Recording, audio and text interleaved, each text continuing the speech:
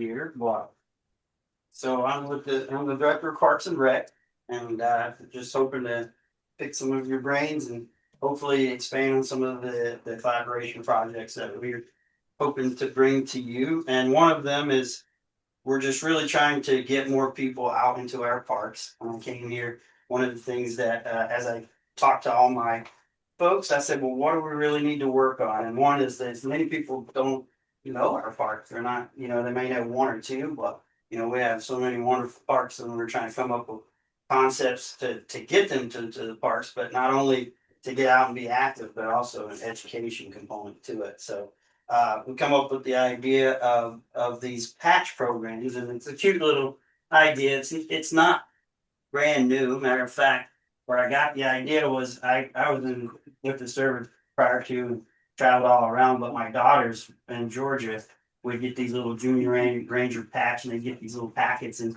you work through them and you learn to identify poison ivy and little basic stuff.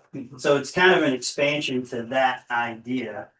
Um, and I played around. I didn't know if there's an artist much better than me, but that was like a little concept of them for here. And then yeah, three ideas. The one is just if you get out to the parks, and then these two would be like the workbook kind of idea, the education participation. So and that's where hopefully you guys would come in. So you take a look at the first page, you'll see that the first one is just kind of getting to the parks, because we're lucky that each of our parks kind of have a unique focus kind of built into them.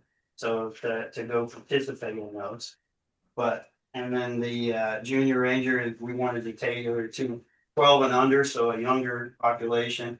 And then the senior ranger is 13 and up. However, no age limit. So that's kind of how that particular um, program is looking. And I didn't know if anyone had any ideas or thoughts of or been familiar with the national park program or a state program similar to this. And I get some various comments, but go ahead, Gary. yeah, I did this year round or could be around, yeah. So they can Do snowshoeings and big people out snowshoeing, show them how to do that. That would be great in like Miller. Mhm. That's like Oh, nice yeah. and flat. yeah. or just skiing there. Oh yeah, you just go across That's to what you the do. Yeah. And I was looking, and some of the websites that I had originally put as the idea, I noticed weren't working, so I updated them. And the new sites were even better because it had a twig identification for winter on there, so they had updated it, and it's even better for that concept. So, but instead of doing a booklet, we were hoping to use YouTube and things of that nature, so that we wouldn't have to print out a bunch of, Right. of workbooks and It seems like the way everything. So I know, like, what is it? The history team. They have the groups now with the QR codes on it. So would you guys be thinking about doing something like We that at the love that. parks? So when we were talking about, because that's kind of number two is Okay. about educational signage ideas, because that was mentioned with those QR codes. I know a lot of other folks have mentioned stormwater has an educational thing they're trying to get Everything. out, and the collection ponds, but trees and plants and all of that, it'd be open for everything that could be incorporated into this kind of exploration package. So one of the things, because I had worked with Sarah Linda when they did the signage, and she wanted a video for like native plants. And I did one on spring ephemerals, and it was actually tough for people to load because I had suggested actually maybe setting up a different website. When I was at Sonnenberg Gardens, we had gone through this tour company, and all the product really was a website. It looks like an app though when you go to like a browser, and it's just the way it's set up. And hit the button to start the tour, and you can go through the different steps. And that's like super simple. I mean, I could set up that stuff. But it costs you very little. It's like $120 or $150 a year for like a hosted website and domain name. So it's something that you could do different, you know, if you wanna do like the online type things. So you could have your own materials, and you don't have to count on other websites. Um, something I also thought is some people like to unplug their kids. When I was at Sonnenberg, I don't know if it's still happening, but they had things that you could sign out, like you could sign out a pass for Sonnenberg. Mhm. And you could keep it for like a couple days or a week or whatever it was, and then you bring it back. Mhm. So you check it out just like other library materials. And I was thinking maybe you could have materials that people could check out. So, you know, maybe it might be laminated sheets in a packet, or, you know, there's things like, um, very inexpensive, like little books like this. Mhm. They're like less than $10. So I know you had tracks. Mhm. These are just the ones I could find. I've got like half a dozen of these things, Mhm. but they're very simple for people to use. Yeah.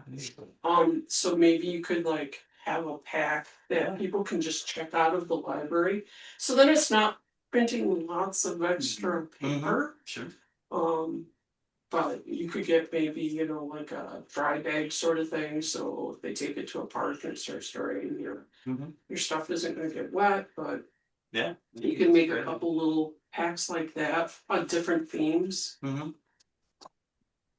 That was one of the ideas. And the website, definitely, we can talk more about that. Okay. I've done website stuff. Yeah. So, Yeah, this would be a great place for collaboration with the trails group, the parks and the trails. The town has trails, and of course, there's trails groups that go through all kinds of places in Ontario County. And it would be a great place to collaborate with them. yeah, you're talking like Pathways? the pathways and Like stuff. Ontario Pathways? Yes, Like that? pathways, Ontario Pathways, yeah. Right, but we do have a trails committee in the town, I believe, and this would be a great place to publicize those along with the parks. It's currently Yeah. the rec committee and the trails. There used to be a separate trail committee, but it's been incorporated in the park and rec committee. I've actually I see. Okay, well, I thought that's about fine. reestablishing. That's good. That would be automatic then. What kind of fits in with that? Yeah. Parks. Mhm. It's- Yeah, pathways would be a good one to mention anyway with it. Yeah. If you're Yeah, interested in getting kids out. some of the different other organizations, so like the Canandaigua Botanical Society, they do walks. So definitely dovetailing with some of those other, like you say, some of the other organizations would be great. We have bingo too. Oh, you can do bingo. I made bingo for my kids when they were young. We had trail bingo. They had 3 different sheets. They would earn video game time. Yeah. That's smart. Yeah, now it's amazing. Yeah. So there were like little pictures of Jerry Wood. I had like a whole thing. So they would, go out and collect and, is it? How Yeah, it because works? they would get bored with me on the trail sending Right. pictures of Sure. it. But, Yeah, scavenger hunts are definitely. yeah, Oh, is that your notes? yeah. I'll have to look to see if I still got the bingo things I made around. I know I used them when I was acting on again. There's still some of the parks still have the geocaches of them too. I Geopad. don't know who does those, but I know we found one down at Butler.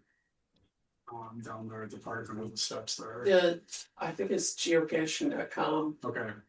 You can actually look Like, up I don't hear the much about it. different. I find them once in a while. Yeah. Great insights. Yep, but I was thinking, you know, like the parks or us could like donate a book or two to the library a year. Mhm. It could be a list of like different materials people can check out. And I don't know what the library has or Yeah, what- doesn't have in Where- regards to where's the library house? Which library are you talking about? what library. Just just our- That's our library. I'm thinking there's some satellite, Yeah, you can already take out fishing poles, sport stuff there. Yeah. Oh yeah.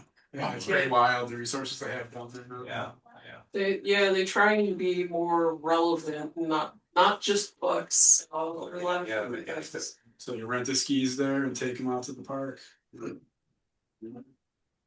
Or snowshoes. Or snowshoes, probably easier. Did they have snowshoes? No, Not yet. Well, yeah. Great. And then the other thing I wanted to bring up was the I Love My Parks Day, which I think is in the packet as well. If you're not familiar with it, it's a New York initiative, so it's not anything that we have to create. We're really just joining in on it. But the date, the date hasn't been determined yet, but it's usually around the end of April, beginning of May. Or Saturday of May. Yeah, first Saturday, yeah, and is when it tends to go. And I think we've done it in the past, but we'd like to reestablish that and bringing folks in to help out with some of the park projects. And one of the things that we were thinking about was really focusing on Outhouse Park and kind of green infrastructure projects. I know we were talking about like rain gardens and things of that nature, and that they're really trying to incorporate native plants into into our parks and as beautiful projects. And so I did find, I mean, I'm sure everyone here is probably familiar with the rain garden, but like that's such a good, since I say outhouse park because it's a flood zone. It really is. Yep. It's in the flood zone. And so any project that could collect water and then also just, be a beautiful project and good for the environment. This- This is really good. This would be a great thing to collaborate with the stormwater management guys. Because if you can make like a demonstration garden, Great. then people can go someplace public Yeah. and see See- it. see We one got one, but it got all neglected, right, Edith? If there are actually two That's a functional, hat. yeah, there are actually two functional rain gardens at at the pavilion, the main building at Outhouse Park. Yeah. The third one was not correctly installed. If you notice, the roof drains go underground to those, and the plantings in them are, in one of them at least, are quite large anymore. And the second one is surviving, and the third one has been replanted so many times, but I don't think that the drain was installed correctly. I think it needs to be dug up and put in better. Great But the project. roof drains do go underground there. That was done originally when that structure was put up. Yeah. And I did plant the rain garden, so I'm Oh, you did. very familiar with those. But some of the other buildings could certainly benefit from having roof drains and things like that with rain gardens. Great, yeah. And, that could be a project, I don't know, it's something feasible to tie in with that, or at least have it done in the planting of the plants with excavation. I don't know what would be feasible. Yeah, the plants are all that are there were all native species. I love that idea for really all of our parks, as far as Yeah. Yeah, the more people you can get involved to come down to it, because there's a lot of people, I know personally ask with the rain garden stuff, they have to put them in, but they don't have a clue what to do with it. Right. What about Onanda Park with all It'd the be very cabins good up there? to- Where's all the gutter or the Put them down to the Yeah. retention. Up there. I haven't either. I've been kind of staying away from there since. I know it's been closed, but Yeah, the Uplands project is still being done, but I mean, there's certainly a lot. I mean, that's a very old park, so Right. not getting a lot of the new updated things like that. I mean, it's certainly not, and well, the Little Park technically is in a flood zone as well, but yeah, we could certainly do projects there as well. So Yeah, you could do little rain gardens around the structures or something to. and definitely have some signage with them, because the more you can try and educate people. But they do have a lot of classes there where kids come in for the summer, have games and stuff. yeah, and we're hoping to do more. I've been contacted about maybe doing some trial programs there this summer too, partnering with some of the colleges and different things. So the the historical society has reached out and trying to do something there as well. So lots of people going through, so yeah, sure. You know, Hobart's got a pretty good program with the boats and the invasive species. I went to that lanternfly. Oh, Oh, you yeah. did, Yeah, it was pretty good. yeah. It was funny because they had a population right behind the classroom that they have there.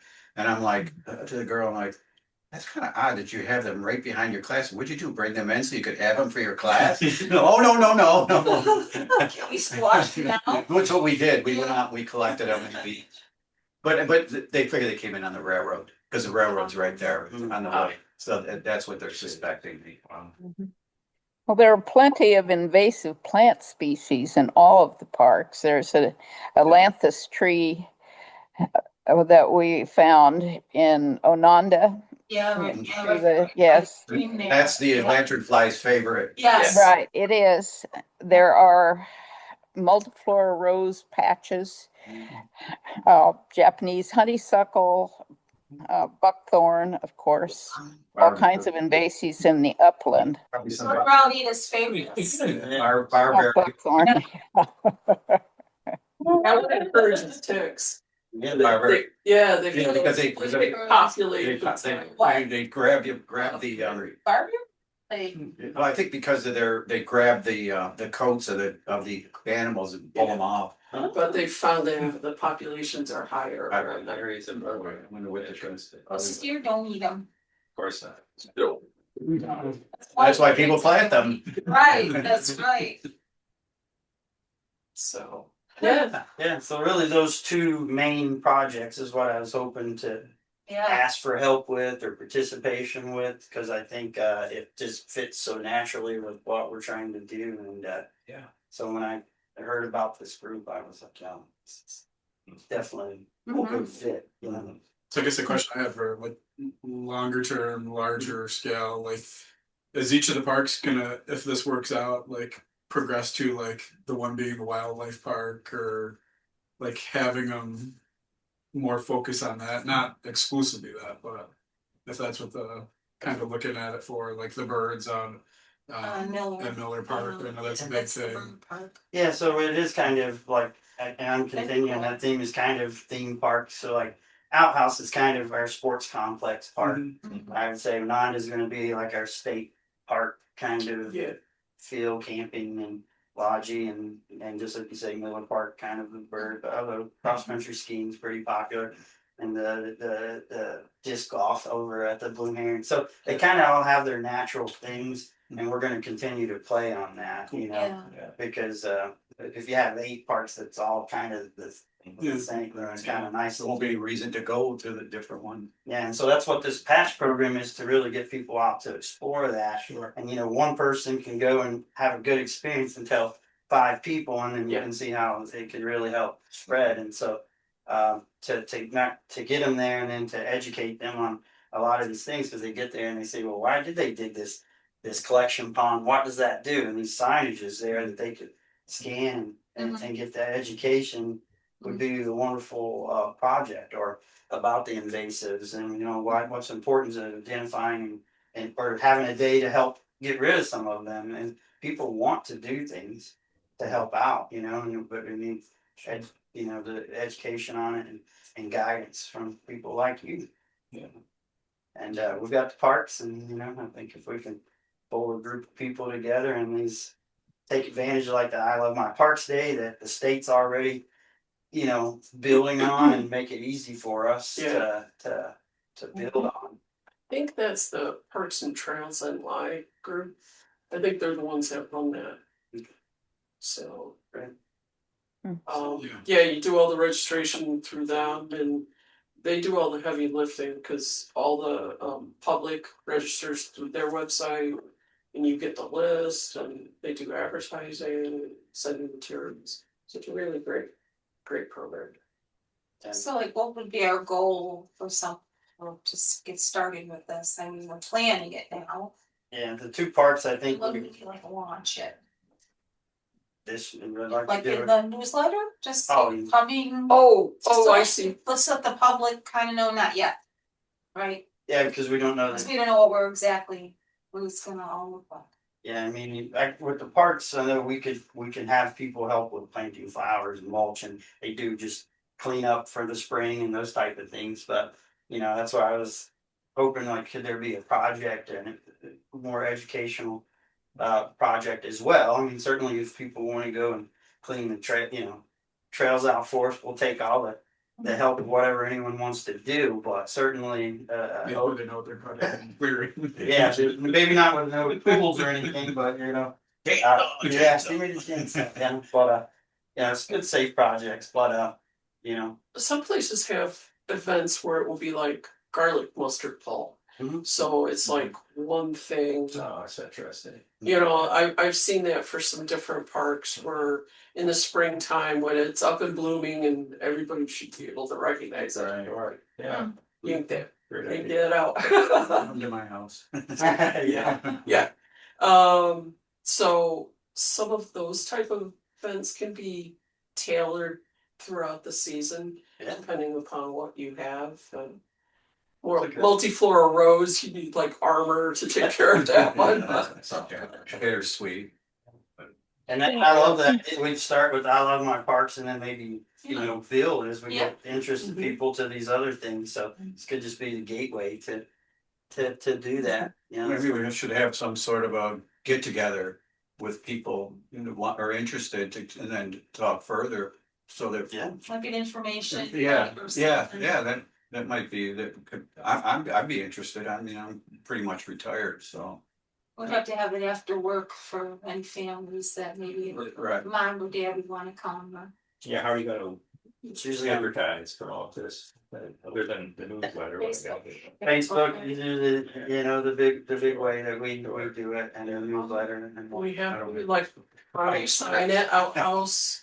There is the electronic billboards. Oh, yeah, Um, that's right. The town can That's a good idea. get stuff put on them. The town, Great idea. the transfer station would probably be a great place to get information, because everybody goes there. They sometimes get behind Yeah. yeah. with information. Does the town own the sign over by the plaza that has the Taco Bell? The town doesn't own We it. don't, No. can we go on there? Yep.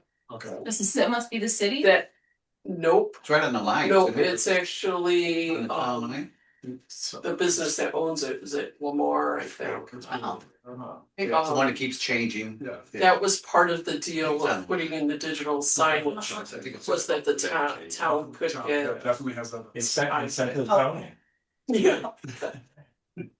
And then kind of how it seems like this would be probably something that would grow. This first one, we make sure we take a lot of pictures, but Yeah. we're doing a lot of events, like our Halloween at Outhouse Park event. We had thousands of people come through. Wow, that's And great. so we could put pictures out and educate, and then that could drum up business for the next year. So I imagine it could be something that would grow in participation as we go. Mhm. First one probably would be a little harder to get the information out, but just some thoughts, because this year we're doing it's the 250th anniversary sesquicentennial event, so we'll be doing a July 4th event at Outhouse Park for that. So we've partnered with, there's gonna be events every month starting in January, Oh, nice. that we're gonna be doing stuff for the sesquicentennial event.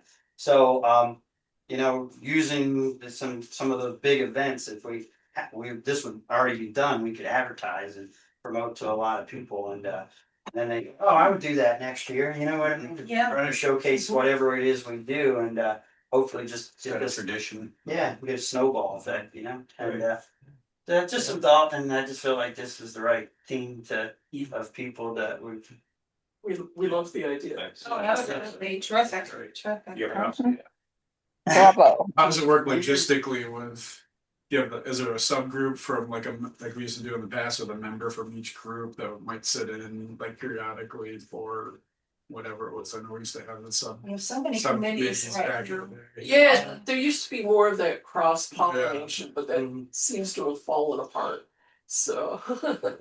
Probably so. But yeah, I mean, if there is something like that, this would be a great one for like one of our members to sit in on, if it's like every couple months or just to Yeah. get together, to have input from us, or just to get the cross pollination. Yeah, I guess right. going again.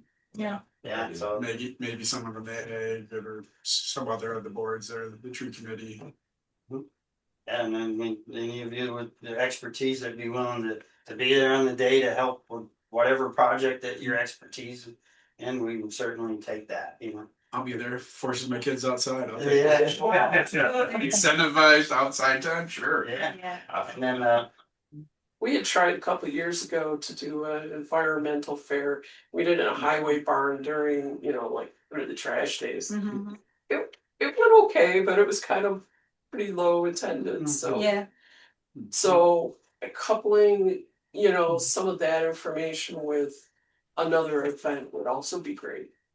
So the Halloween event was like the perfect time to get the younger crowds in there, just from going to it and stuff. Like it was, despite the weather, it was a good turnout and Oh, everything, or having information down at the Motion Junction Park Mhm. to get the younger people in there. I mean, I would strongly put stuff down there just because I know how often it gets used. Yeah. Yeah, so absolutely. So yeah, outhouse is gonna be the park this year. So Yeah. we're gonna a lot of big events, a lot of people going through. So that's kind of the interest of highlighting some of this. If we could get anything out to educate and just that be the place to start. Amanda's always good too. I mean, so between those two, I mean, we could even offer both for that particular day.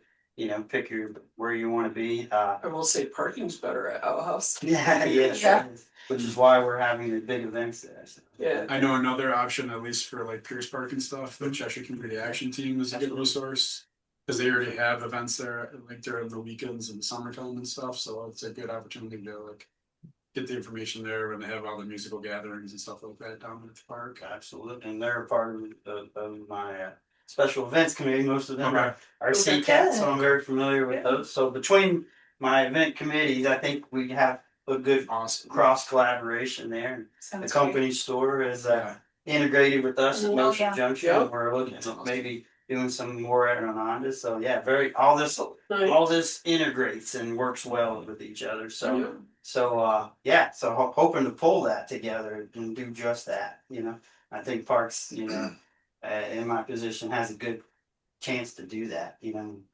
And since we have the parks, Yeah. We're gonna park and get a big fishing pond park. there you go. Actually, on the master plan, it does have putting You're a dock the in. stocking pond. Well, I mean, that's gonna change though, once they get all the development over there too, right? They Yeah. have something to put on that Like eventually. one. That'll be nice to see that park get better utilization and stuff, because it's a nice little park right there. Oh, it is, yeah. It's just always empty. Karen. Blue Heron. Really disc golf now, but part of that project was to put in the restrooms that we needed and some expansions. I know in the master plan there wanted to be the horseshoes and bocce courts, and they did mention a fishing pier and maybe a stage. I'm trying to remember off the master plan. So there were definitely some ideas being thrown out. I have a town fishing derby over there. And they, What about the schoolhouse and do it there? Yeah. Sounds great. Well, good, yeah, so certainly just wanted to just kind of put it out there, let you think on it, and you put a lot, I see you wrote a lot, thank you so much about that, and love the ideas already. I think Onondaga would be another place to put some of those packets together for the people that are renting there that they could check out. Really? Yeah, you could, during the summer, you could have packets that they could rent from right from the little. The little, yeah. Food. Yeah, it's very good, that's exactly right, but Awesome. I also just wanted to introduce myself and get to know you all. Well, we have you. Yes. December, we always allocate money for trees and shrubs Yes. for the parks, and we usually suggest White Oak Nursery. Mhm. It has its nursery actually, and they have a lot of native trees and shrubs. We didn't actually come up with a list. I think you had said earlier in the year, and I didn't touch base with Ben. I apologize. But you were looking to maybe replace some trees that you had lost. Yeah, I do have to replace some trees, but I'm open to whatever you guys would like to do as a group, whether it be shrubs or trees. I mean, we can accommodate Yeah. either that, whether it be a part of these projects that you want to dedicate it to, or just in general. I'm Well, it's open- money we've got right now, that you have so, to allocate. Okay. so we have to Have to allocate it. spend it. We have to spend it or lose it. It's usually around $1,500, Okay. give or take. And I know the guy from White Oak, he said definitely get protection for the trees. Yeah. Yes. So Deer have.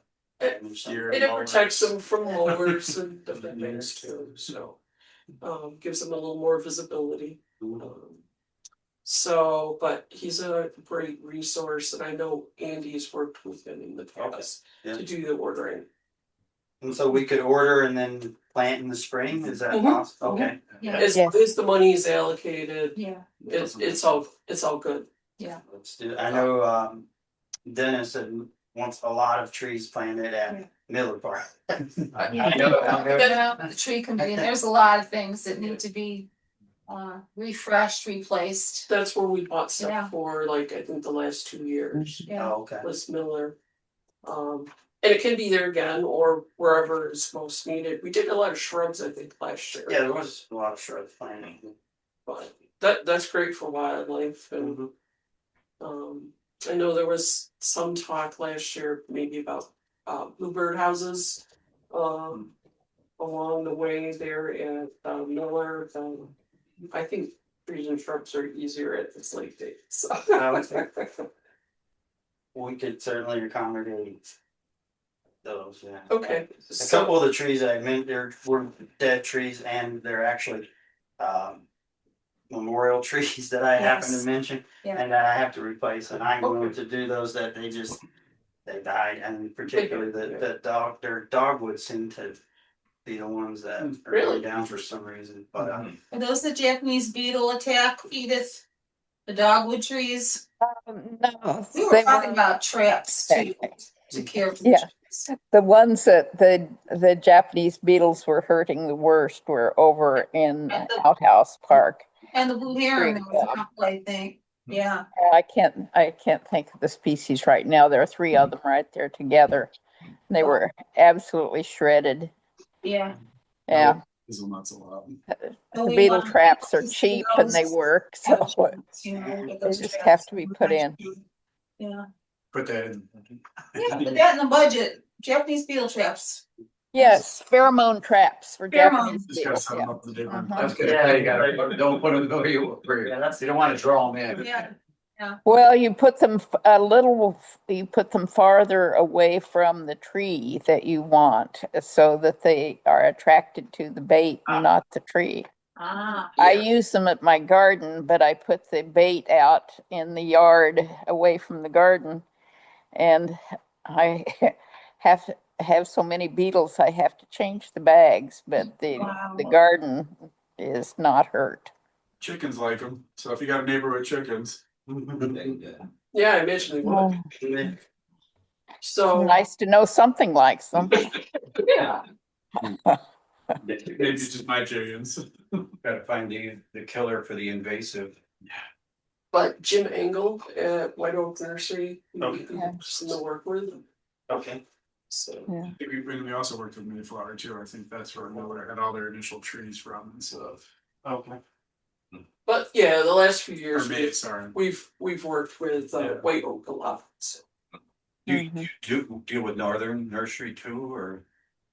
I was in Mayflower, and then I know you mentioned White Oak. try to keep it the local guys. Yeah, Yeah. Yeah. It's where we have an account over Mayflower, so that's usually where we've been going for things, but yeah. For natives, all he does. Yeah, well, Engel is in the town also, I think. yes. Hey, Kim, you introduced me to St. Lawrence Nurseries.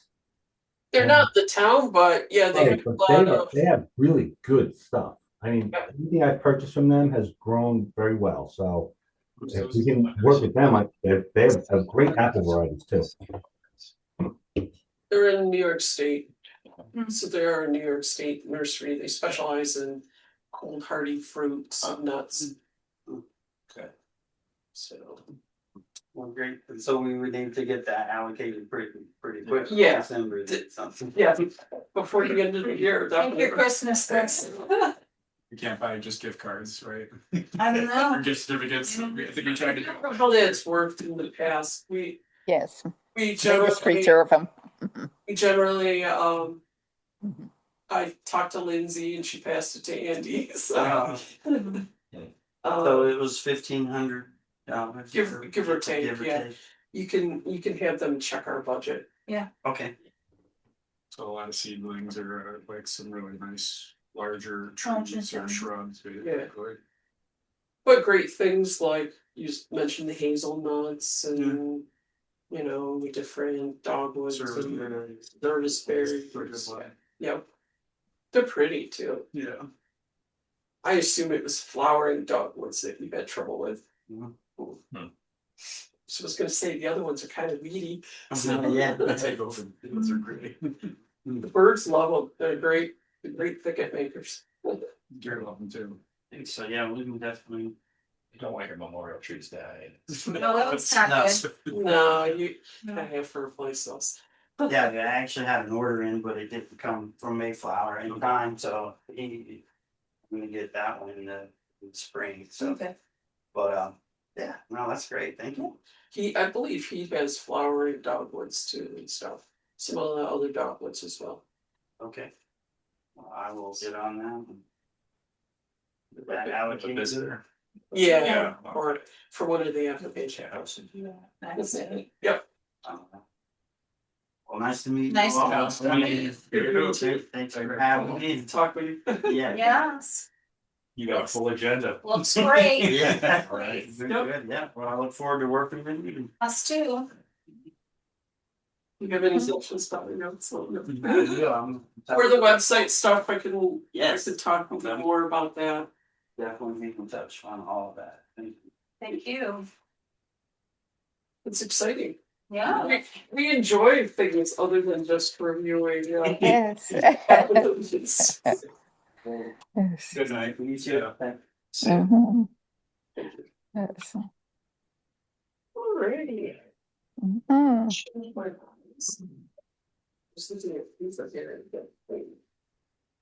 We'll go back and catch the other stuff, like the minutes afterwards. Yeah. Let's see.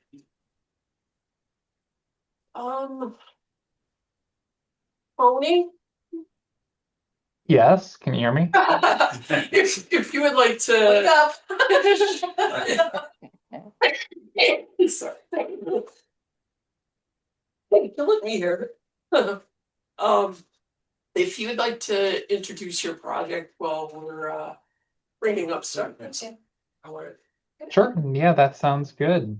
So yeah, good evening, Kim and everyone. My name's Tony Tintera. I'm Senior Project Manager with Mahar Engineering for the ASH site plan project in the town of Canandaigua. That 3975 County Road 16 or Westlake Road.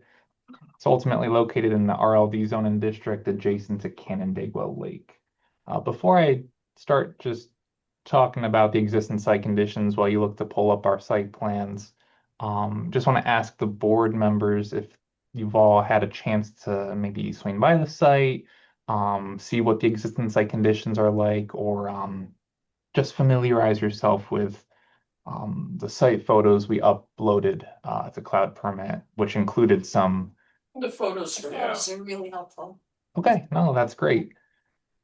So yeah, regarding the okay, yes, yeah, this is the revision following the PRC's comments. So yeah, that C1 drawn, if you could keep it up, that's great.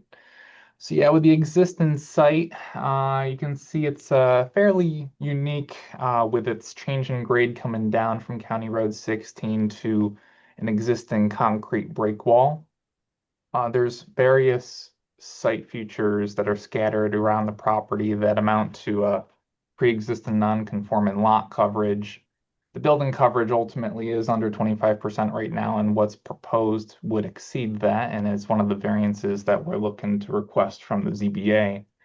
The existing vegetation on the site as well is largely concentrated up by the road where it really doesn't provide screening of the existing development from those at the lake that would be looking outwards. Those existing trees too are awkwardly embedded amongst the tiered retaining wall systems, which we'd ultimately be looking to remove as part of the proposed redevelopment of the site. So as such, all that existing vegetation is looking to be removed. One of the proposed features that kind of necessitates that is a proposed driveway where currently there's limited parallel parking space adjacent to the recent gravel shoulder improvements that the county did to better protect this property and the northern property from drainage concerns. So there's that feature that's proposed, and as well as just maintaining that grade along this roadside yard. So there's some proposed landscaping to replace this that would be removed up by the road. Other things to say about the existing site conditions, there is an existing concrete ramp on the north side of the property. That position we're looking to keep and played into the development of the architectural drawings, namely where the position of the garage would be above a storage space that sits lower than the flood protection elevation. All finished living space, not solely for storage purposes, would be proposed to be above the flood protection elevation and to meet the floodplain development requirements, but there is essentially a lower line overhead door adjacent to the concrete ramp that's proposed.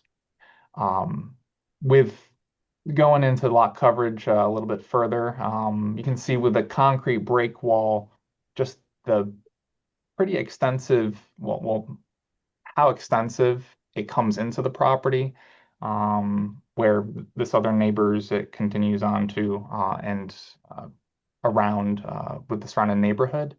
What isn't shown in the existing survey is the individual locations of joints in the flag slabs for that concrete break wall, which sort of serves as a concrete sidewalk right adjacent to the lake. But what we're looking to do with our proposed redevelopment is remove the innermost flag on the property so as to lessen the proposed lot coverage overall. It's our current understanding that this wouldn't have any sort of detrimental effect to the structural stability of the break wall, given how there is that joint, and it's not just all one, say, hunk of concrete and a continuous pour, if you will. Other pre-existing non-conforming conditions include the position of the frame shed that's extremely close to the southern neighbor. And ultimately, with the proposed redevelopment, we're looking to best balance the zoning requirements and other guidelines from the town, like the shoreline development guidelines, with our proposed layout. So if you could maybe just change over to the C2 drawing now. All right.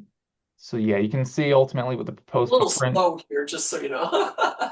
Sorry, yeah, as far as like the screen and moving it around, or Yes, yeah. okay, no worries. So with the proposed footprint, you can see it's ultimately expanded from what's existing. Again, the building coverage variance is something that we're pursuing. A large portion of the increase in building coverage is due to the added garage or attached garage to the footprint where currently there exists none. The driveway leading up to the garage, as well as some other limited regions around the property, you can see a sort of hexagonal hatch. There's a hexagonal hatch coming from Westlake Road that's wider, that's up to the overhead door, more narrow up to essentially the main entry to the proposed footprint, and then heading towards that existing concrete ramp from that lower overhead door. What that's proposed, well, what that represents is a proposed permeable paver product. It's the gravel pave 2 that we've used elsewhere in the town. It is included in our proposed lot coverage quantity. Overall, we are still seeing a reduction in overall lot coverage, in part due to balance and elsewhere, like removal of portions of that existing concrete sidewalk down below. Um, So are you saying you're not going to need the lot coverage variance? What we're pursuing with the ZBA is a couple variances for setbacks and one for building coverage. Ultimately, the lot coverage overall was pre-existing, non-conforming at, I believe, over 50%. What we're looking to propose is less than that. So the determination from Kristen and I presume others at the town was that no lot coverage variance would be required. But a building coverage variance would be the setback for the deck to the existing break wall. It does come a little bit closer. You can kind of see that 6.2 foot dimension that's shown to the bold line type. With the meandering lot depth, it's more so towards the middle part of the site that it becomes the most constricted. Again, we're looking to best balance the position of this footprint to really balance the site's redevelopment so that we don't compromise other aspects like the maneuverability into the garage and into that perpendicular parking where previously it was parallel parking. So the other variance would be with respect to the building lines position to the right of way of County Road 16. You can see the 11 foot dimension there. Ultimately, the majority of the footprint is in line with the existing front, or I should say roadside setback for the northern neighbor. If you scroll a little further up on the page, you may be able to, the other direction. So you see the northern, yeah, so you can see that detail there. 14.5 foot dimension shows that position of that footprint relative to the road. So there's precedence in the neighborhood for the positions of the footprints being so close to the road. It ultimately makes sense in that we don't have a whole lot of depth to work with, and we're trying to create that level parking area, and we don't want to have to extend that level parking area further downslope than would be necessary or deemed appropriate. So ultimately, where the footprint currently falls looks to try to balance those front and rear setbacks, and landscaping as well that had been removed on the north side of the property as well as closer by the road, we're looking to enhance. So there's a small dwarf tree placement that's close to the existing concrete ramp there. If you scroll a little further to show more of our proposed site, there's, Do you want the next sheet or something? sorry, Or still this same sheet? yeah, same sheet, yes, Okay. thank you. So you can see the landscaping up by the road. It ultimately won't really provide much in terms of shoreline development guidelines, but it's meant to replace a lot of the existing vegetation that would be removed from the road's view. Along the southern yard where there's more usable green space, there's a proposed sort of tiered retaining wall system. The taller upper tier would be comprised of Sierrascape, Tensar Sierrascape product, where it could have either a vegetated face appearance wrapping around that bold line that's shown and then visible from the lake, or it could be stone filled, such as like a Gabion baskets appearance. Regardless, adjacent to the southern building line, you can see there's more proposed generic landscaping. I say generic in that currently we just show decorative grass plantings as like the smaller circle types, shrubs is like the medium sized type, and then the dwarf trees as that, say, tree block. But no formal species selections have been made by us. We'll likely contact a landscape architect for their involvement on the project to make appropriate selections and to avoid a situation where we're proposing something like an invasive species. That being said, with the vegetation that's proposed, we ultimately feel that it's an enhancement of what the shoreline development guidelines would have required for the existing conditions, in that really over the width of the lot because of the footprint's proximity to the break wall. There isn't a whole lot of available yard space realistically where you could have a large tree planting that wouldn't negatively impact the break wall or the house foundation.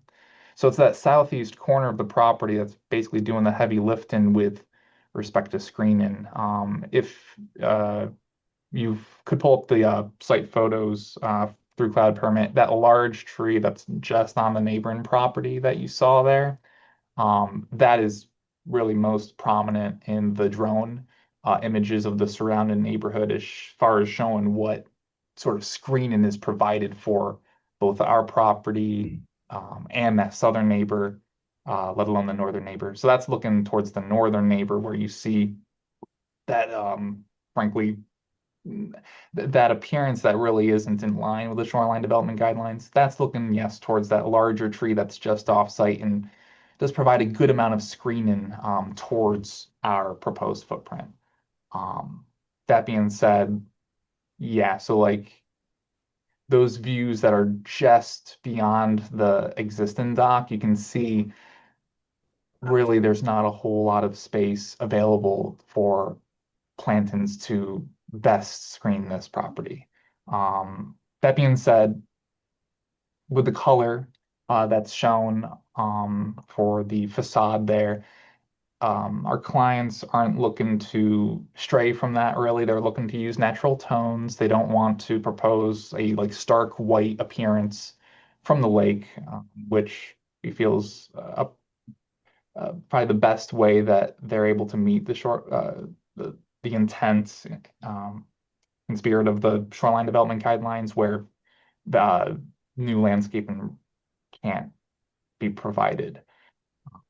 So all that said, with my description of the existing conditions, the challenges in the neighborhood with landscaping and with the intent with the proposed construction to provide safer access to the site and elevate the footprint from the floodplain, I'd like to turn it over to the ECB members and see what comments or concerns you'd have.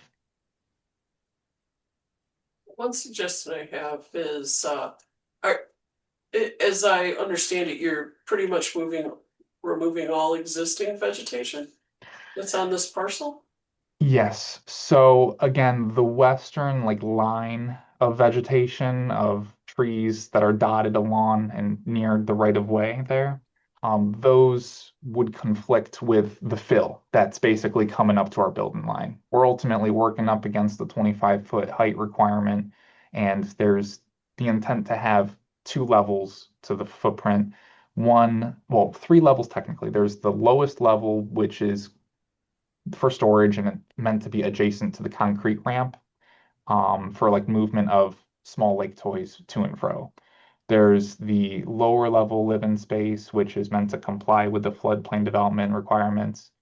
Building up from there, as far as like headroom and then the floor structure above, there'd then be the proposed upper finished floor elevation.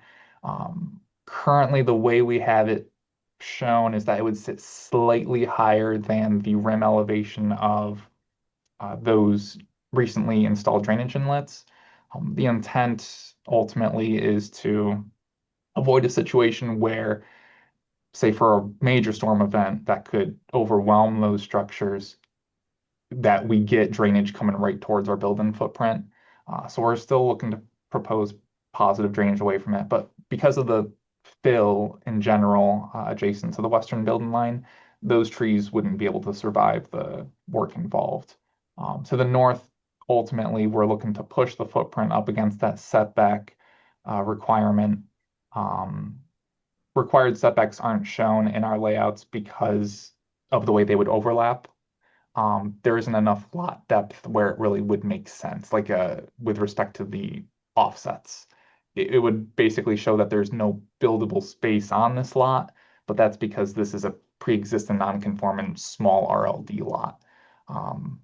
That being said, again, we're looking to meet the side setback requirement to the north, but in doing so, we're looking to remove those cedar trees. The one cedar tree technically is within 20 feet, just within 20 feet to the mean high water of the lake. We have an exhibit that was provided following PRC that documents which trees fall under certain categories that are going to be removed. But that largest one that's adjacent to the storage shed, closer to the lake, technically is like 18.5 feet based off of the surveyed position. Though worth noting is that it's only closer to mean high water than 20 feet because of the way mean high water meanders into the property up the concrete ramp. If you were to take the tie line of mean high water, it really would be 20 feet, just about 20 feet away, if not a little bit more. Also, so with respect to that tree, we're currently pursuing the input of an arborist to look into the condition of that tree, assess its quality. It's my understanding in talking with the client and property owner that the root system of that tree is currently conflicting and has created issues with the existing structures on site. So there is some issues there. So yeah, ultimately the vegetation is proposed to be removed on the north side as well as adjacent to the west side. And on the east side of the property where there is no existing vegetation really, we're looking to propose new landscaping as well as on the south side. So a suggestion Mhm. to make it clearer for the planning board and the zoning board looking at this. Can you change the color of the trees noted on this sheet to like red or something for all the ones that are like going away? Yeah, so if you go to our sheet C4, the fourth sheet in the set, you should see an exhibit that's meant to show that detail to the so yeah, sorry, if you go scroll up a little bit more, there is E3 there. Black circles. Oh, Yes, so E3 documents steep slope areas as well as the positions of trees to be removed on our site. It also shows trees that are just off the site for reference. that's where I was kind of coming from, is like some of them Yes. are from your neighbor's trees Yes, and some of them are on the site, and it might be clearer for them because this is going to change the look of that site a lot. yes. We're really trying to keep as much vegetation as possible Mhm. on all the, and you've heard this in other applications and stuff too. Mhm. And because it does change the look from the lake. Yes, So no, the it does, idea yeah. is to try and preserve as much green as possible. So making it clear to them what's staying, what's going in Mhm. relation to the house might help tell that story a little better. Sure. So if you look a little further to the right on the sheet, you can see our proposed landscaping plan. That's really just a cleaner look at our proposed site without like contours and other miscellaneous layers. But maybe would it be helpful if that detail showed those red trees to be removed, the existing trees, so that you could have that comparison of. Someplace I think Sure. would help them because there are some that are on the property and some that are not. Yeah. No, yeah, the surveys, it is very cramped and It is. yeah, even at 10 scale it is. And that's why we tried to break out certain exhibits on like our C4 drawing and our C4 I want to say primarily, just to spread out that detail and avoid C2 being overly overwhelming. But I understand what you're saying. So yeah, we could certainly show the trees to be removed on our C1 drawing a little more I think explicitly. that may help Mhm. them to understand because I know I was not very clear on looking at some of this. And Mhm. you are going to have to do something to protect the trees that are retained, especially like on your neighbor's property, because that is a really constrained place and the roots are going to be under where your construction machinery wants to be. So, you're going to have to protect those root zones Yes, and that's to protect those part of trees. going back to what I was saying about pushing the building footprint as far north as possible, right up against that side setback. That plays into the reason where that one large tree that was shown in the picture, and frankly, the tree line that's like along the southern property line, we wanted to keep our development further away from that, or as far away from that as feasible. What we're looking to do on this, like along the southern property line, is do minimal grading to create essentially a path from the road coming down to the lake along that side yard, and to also control drainage on our property so that we aren't pushing anything onto the southern neighbor.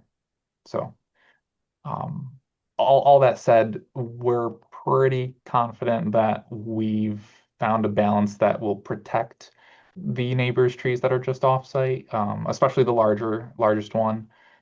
Any sort of removal of the concrete break wall, specifically like those slabs that are just in our site, we'll be mindful of those existing tree roots, and we can provide additional language on our plans, highlighting the protection of those off-site trees on So our property. definitely marking out the root zones is going to be part of that effort.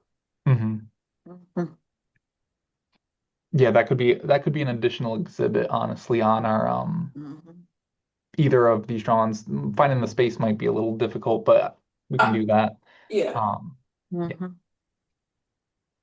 Um, Yeah, anyone- in general, the root zones are equivalent to the canopy circumference. mhm. What's your strongest case for why these variances should be granted? Ultimately, given how we're working up against the floodplain construction requirements, and we're also looking to provide access off of the road, the client ultimately needs parking adjacent to their property. There's the proposed storage of vehicles within the footprint where previously there was none.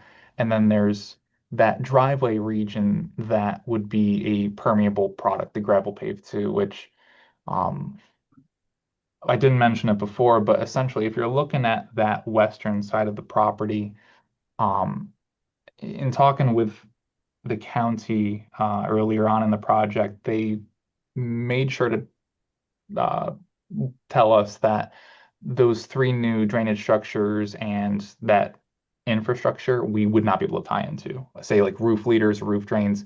So what we're looking to do is to control our roof drains on that western side, routed around the north side, treat it with some stormwater planters, and then discharge it actually at the boat ramp strategically, given how it already comes up our property. But I would say that as far as our best argument for the requested variances, again, we're looking to best balance the front and the rear given the limited lot depth. The majority of the footprint is looking to be in line with the neighbor to the north and the state, by extension, the character of the neighborhood. Um, we're looking to promote the use of permeable products where there was none previously. We're looking to treat stormwater where my understanding is, and Lance, I'm still waiting on comments from him and others, but my understanding is that for this size development, we wouldn't necessitate stormwater treatment of a certain quantity. If there was, say, like 20,000 square feet plus in a steep slope area, then sure, we would be triggering a certain need to treat runoff from our footprint, but we aren't. We're disturbing a more confined steep slope extent as shown in the colored exhibits you have up. So we're looking to go above and beyond as far as preserving the quality of stormwater leaving the site to control it. I And- will say the planning board is stepping up in what they're asking people to do as Mhm. far as mitigating their stormwater, even if it's not necessarily required. So Sure. it is going to be a concern with them. Yes, and during PRC, Chuck made sure to bring that up where previously we had not had, say like the stormwater planters shown. We added them into our design. With their elevation too, we're able to take advantage of having these stormwater practices that are elevated above what would essentially be a high water table.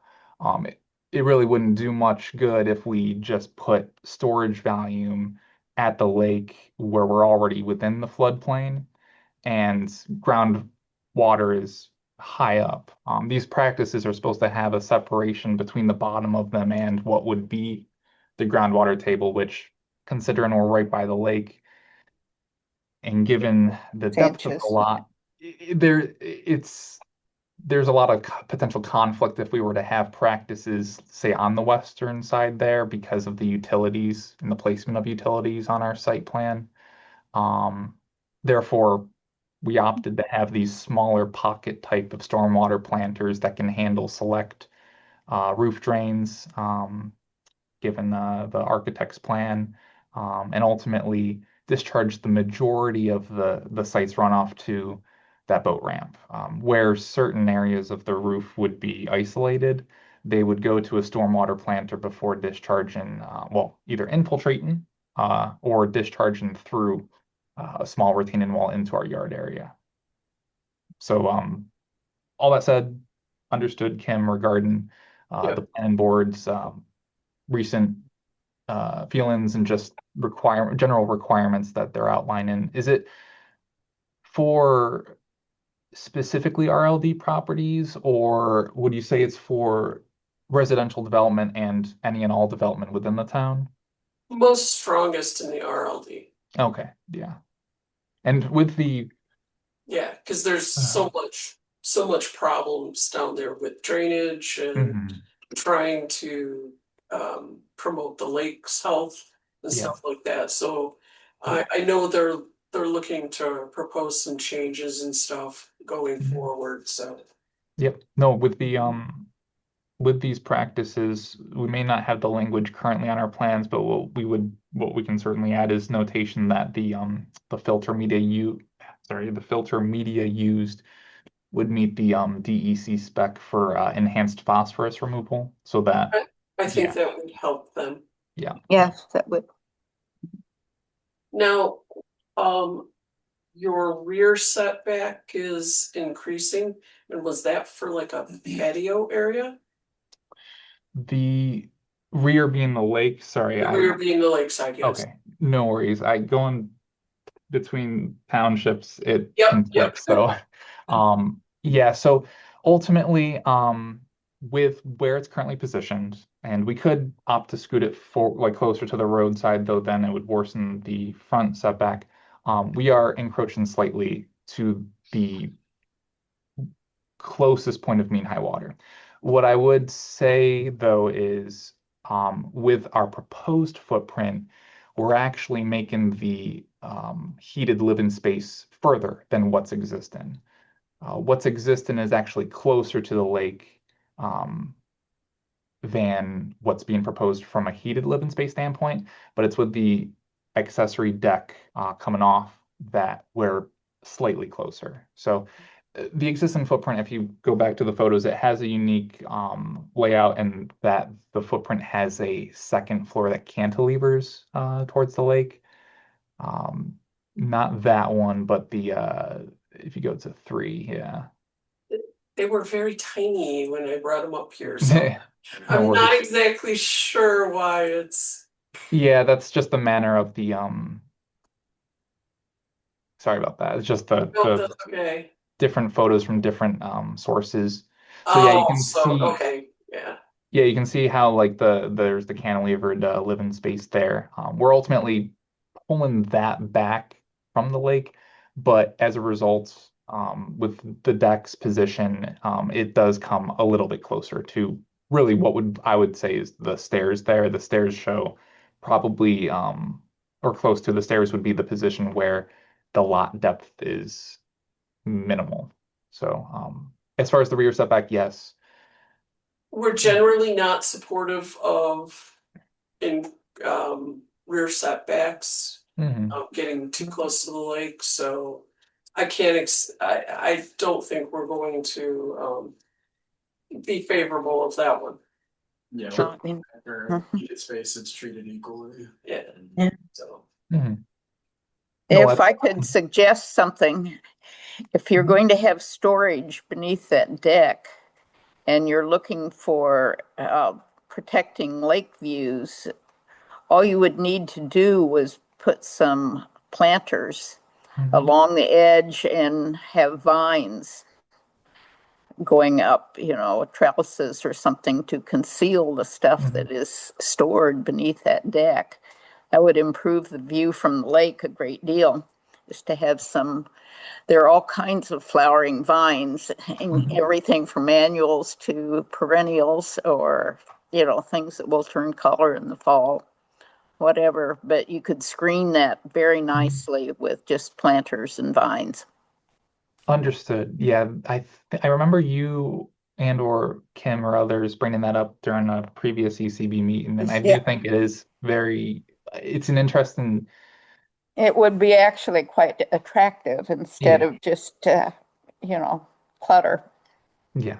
So currently our architectural elevation, I don't think it shows that level of vegetation, but I'll Mhm. take that input and I'll make sure to bring it up Okay. to the Well, architect and the suggest client. it if you would. Yes, thank Yes, you. yes. are you going to have a landscape plan prior to the planning board? So as far The as the selection of species. species, I would say that that's currently our goal. I imagine one of the comments from the town engineer or others may be regarding that. We need to have those selections or should have those selections in order. We're aware of the resources that the town provides regarding botanical selection. Our firm tends not to act as a landscape architect as far as the selections of those species. We would tend to leave that to again, like a licensed landscape architect. So it's that general position that currently we show on our plans that we'd be looking to, like, say, like on that image between the shed and the footprint, we'd be able to enhance that region as far as like the view towards the south side of the footprint. So yeah, we'll look to target that. I know we have as far as upcoming meetings, there's Ontario County next week. There's also the town's planning board prior to the ZBA. Because of the expansion of nonconformities. Yes, as far as like Okay. what their recommendation would be to the ZBA. And then following ZBA, there may be another ZBA meeting. Hopefully there isn't, but it is possible. But They've the goal been would, continuing a lot lately. yes, there could be there would be the PB for, say, the general site plan approval following the approval of Right. variances, or what decision is made for the variances. So that's the current order for the meeting schedule. I I think we should definitely have the landscape in line for the second planning board meeting, maybe not the first one. Okay. But we'll definitely keep that in mind moving forward. And again, with that arborist's recommendation regarding the one trees removal, we'll look to obtain that as well, given the language in the code. Um, I would suggest the landscape plan. I mean, Mhm. we've seen things by licensed architects, and they still include invasive species occasionally. So Mhm. we do like to, I mean, Chuck sometimes asks me to review things. So Okay.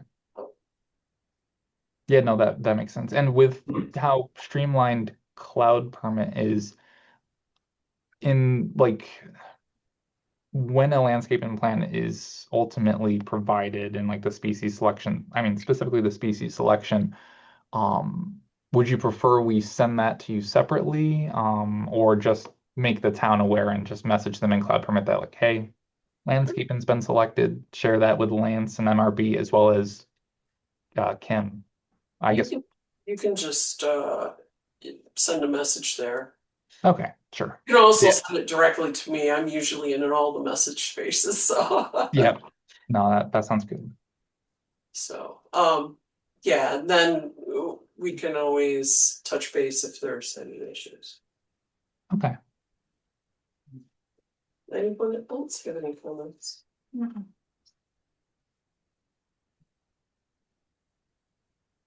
Okay, well, thank you so much, Tony. No, yeah, I appreciate you putting us first relative to those agenda items. That's Oh, certainly. much appreciated. Yeah, we'll keep an eye out for your recommendation ultimately, and we'll go Okay. from there. All right, thank you. Alrighty, thank you, everyone. Thank you. Thank you. Bye.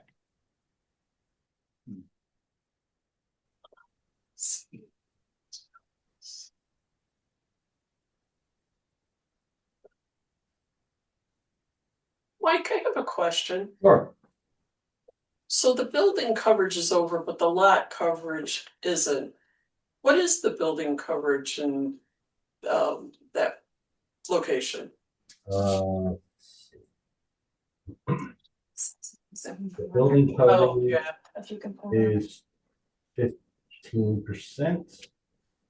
It just seems odd because usually when we're over in one, we're over in the other. Yeah, well, the lot coverage is 25%, so, It says that, yeah, I remember but what they're asking for.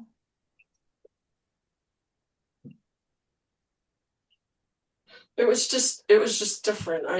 When I went through this, I was thinking lot coverage, not building coverage. So So the 25% Right is. there, what they're asking for, building coverage variance. 25 is required, 34.5 is proposed. Building coverage. That doesn't say. There's two different coverages. Lot yeah, it's because there's and a lot of building coverage in coverage. building, and usually when you get one over, the other's usually over as well. That's why. Yeah, because he was saying that we didn't need the lot coverage, because it was lesser or something. I don't know. It just didn't make sense to me.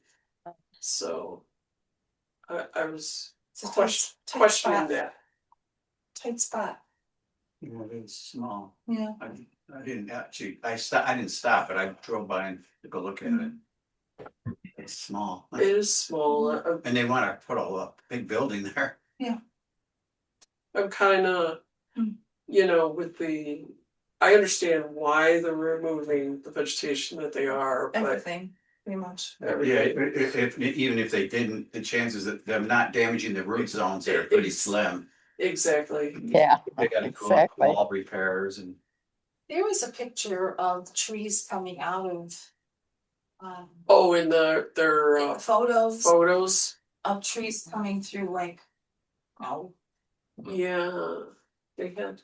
stuff around the trees, like, I don't know if it's timbers or whatever, but I remember seeing something I in know. the photo. I looked at them at that the home. road, It looks so much better because they were all big, and then it was like so small. No, I'm assuming that willow tree is on the neighbors. Yeah. Yeah. The walls, the wall ends that's there. not gonna, That's why I was like, I think you those really two big need trees are to theirs, looks like. Is protect. that on the line too? Well, we need just to look at the road, that's be interesting to see the pictures of Which ones? of the trees at the road, Okay. and I know they're there. There's a lot of pictures. There are, and that's helpful. Yeah. There we go, there we go. Mhm. It's bigger.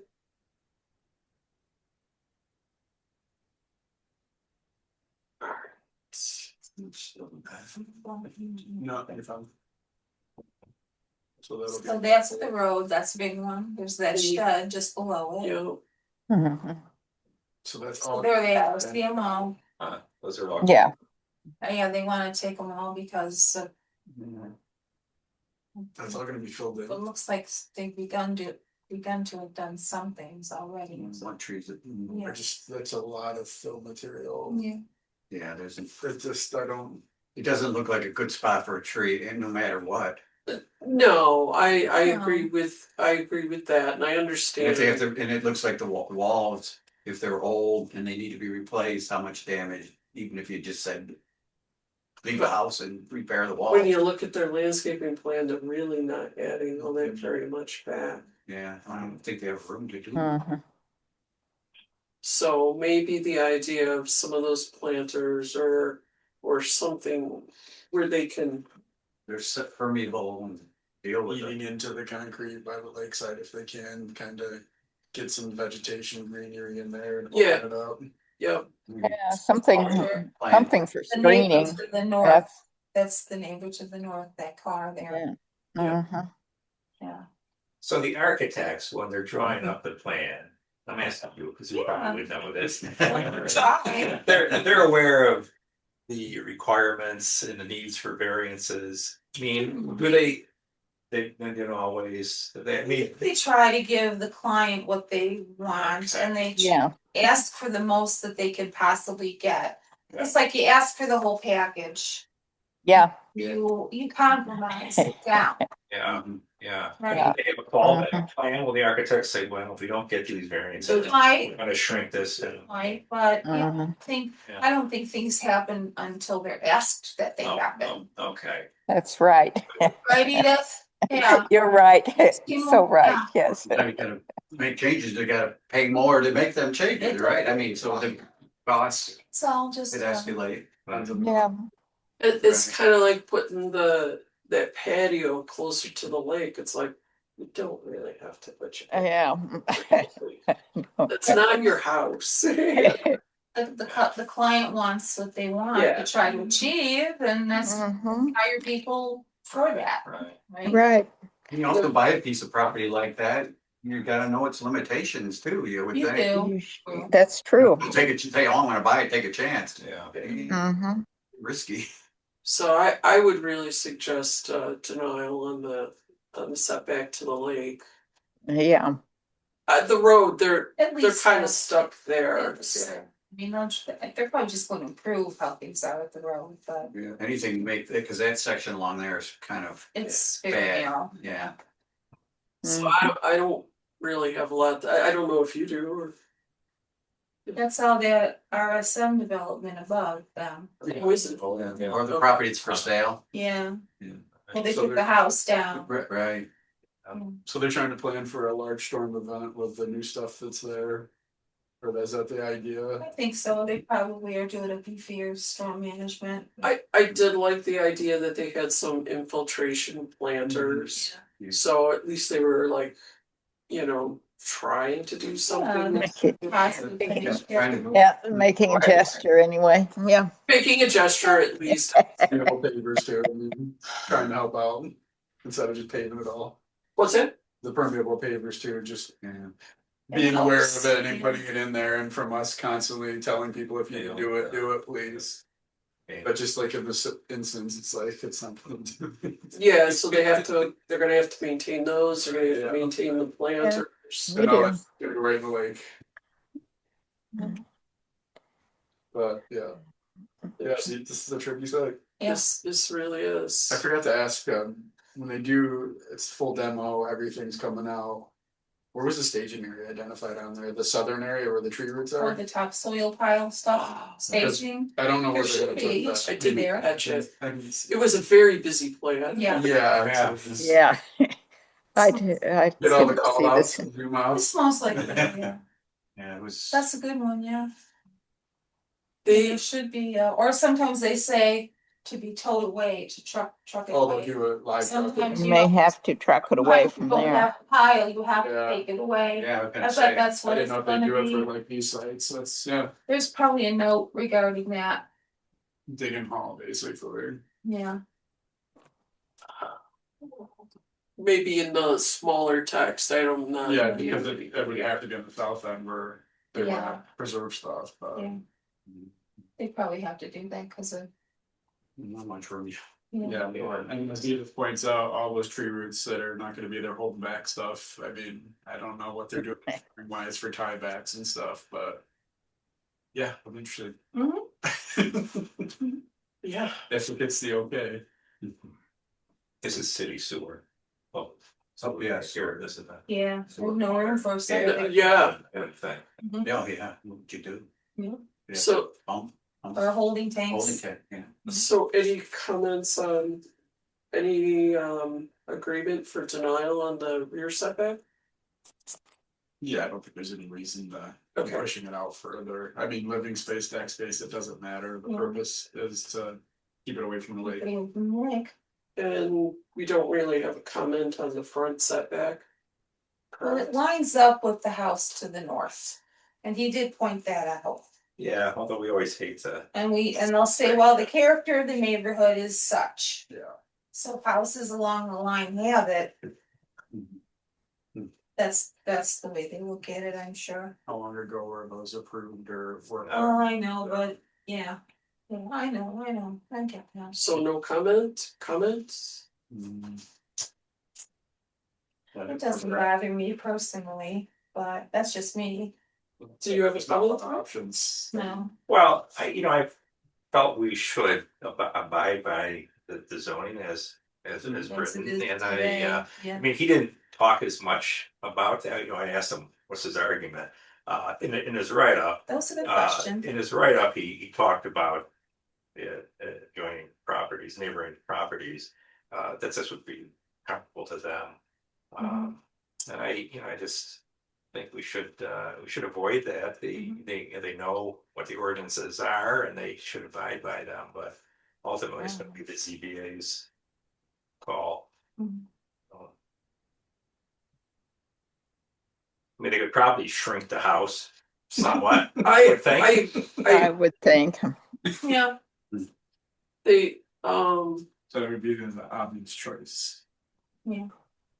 build on the same footprint. Well, the building coverage, I think, would be, yeah, I mean, the front setback, I can appreciate it would be pretty hard.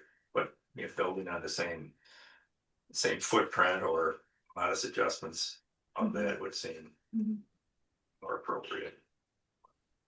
It would reduce the engineering involved in all the stormwater, all of retention stuff. Yeah. Well, that was one of the things I was thinking about, maybe we could propose next year is when we did the bisected lot, the ordinance committee added, if it's tear down, rebuild, they gotta build on the same footprint Yeah, Mhm. yeah. on those bisected lots, and I was like, some of these other ones, it's like, Like these narrow ones, Yeah. like These- this one. it's just, This one. if they're like a pre-existing non-conforming lot, Mm-hmm. just build it on the same footprint. Yeah. Same Well- thing, new house, but Mm-hmm.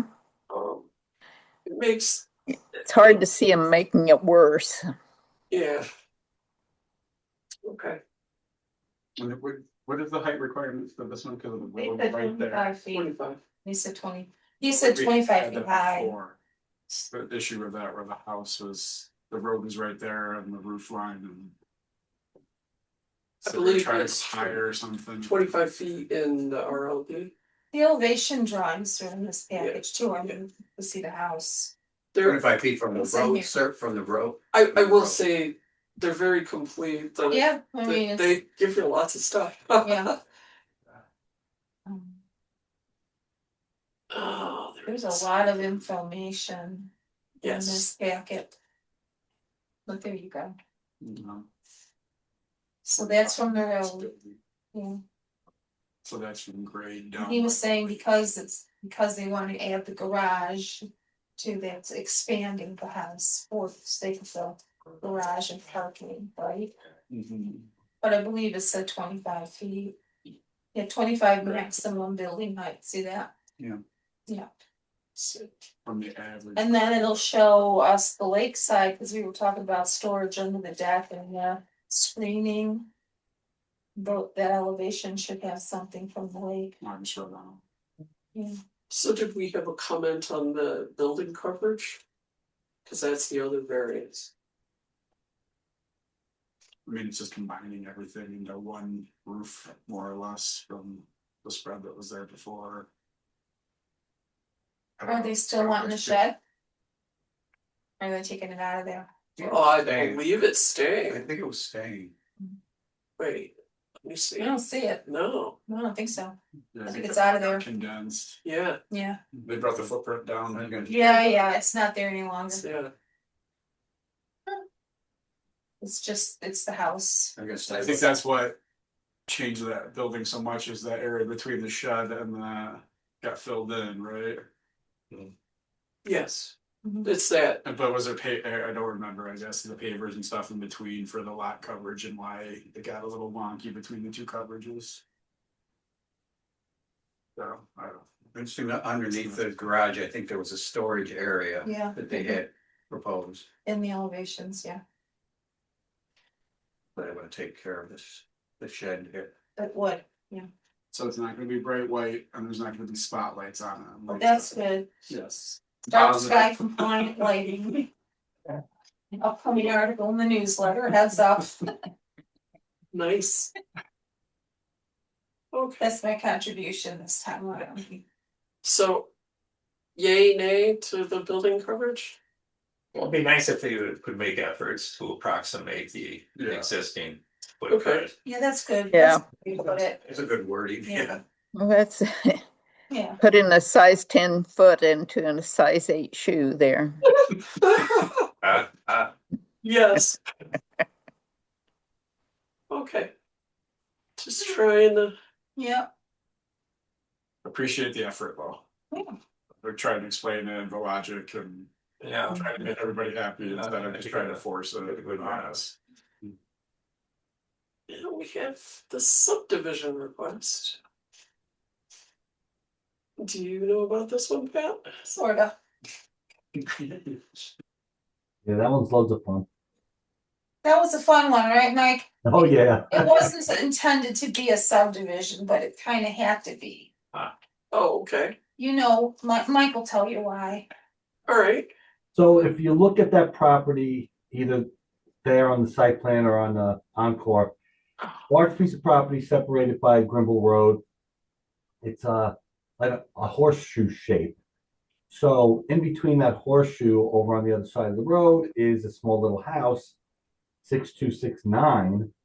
And before Anthony got a chance to put this in, 6269 decided they're going to buy a little piece of property that's underneath them that belongs to 6265.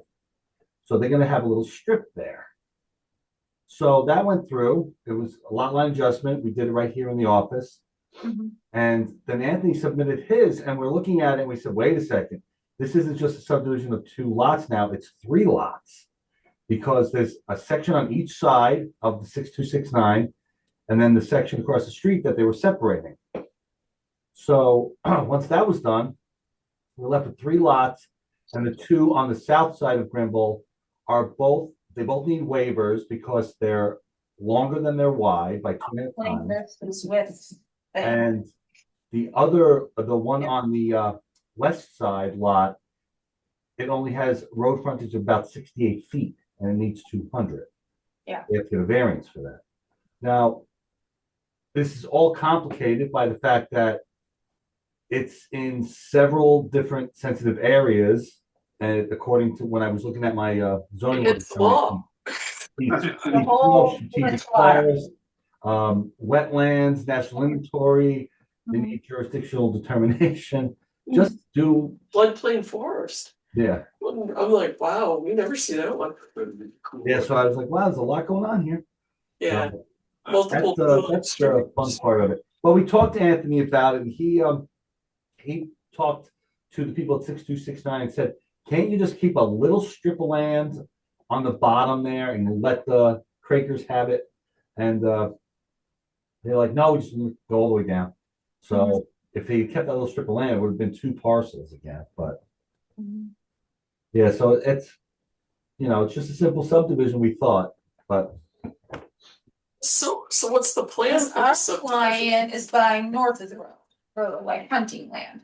And that's what we got hired for, Okay, because he's buying the whole big chunk north of Grimble. Okay.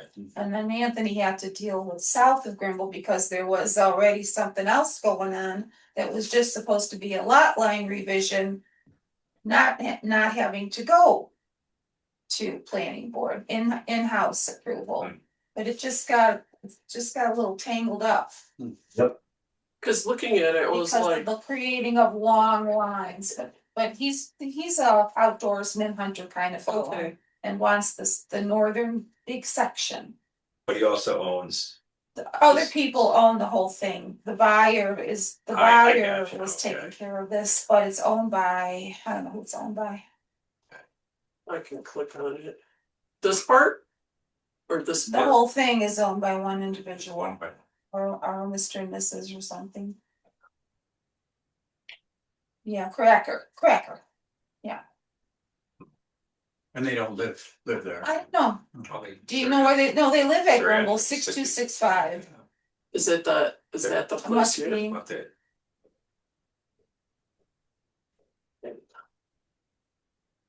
Alright, whatever. Oh, wait, nobody owns this. Oh, there it is. Yeah, So it's just basically a subdivision so that the guy can buy that. Yes. That's It's not the crackers, it's the new hours. Yeah, so Newbauer Oh, bought okay. the land directly south of him, straight down to the Quaker's border, okay, straight down. So he has a. Oh, here, you're there, saying. And then there's like a rectangle on one side, rectangle on the other. There's 3 rectangles there now.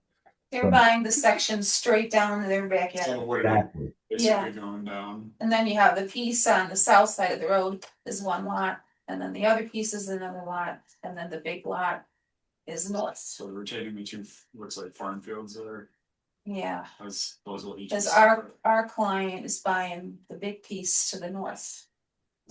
And what if the plans are for it to stay for a wild, or they're not gonna build? I think recreational hunting, that sort of thing. I'm gonna say it's very hard to develop Yeah, it. Anthony Yeah. says it's, it's not an easy spot, Yeah. and if you would, it might just be one home, Yeah. maybe, Right. eventually, Maybe right next to the road. Yeah, thing, yeah. But Mike might know more, What's that? you might know more than I do About, about the plans for the land.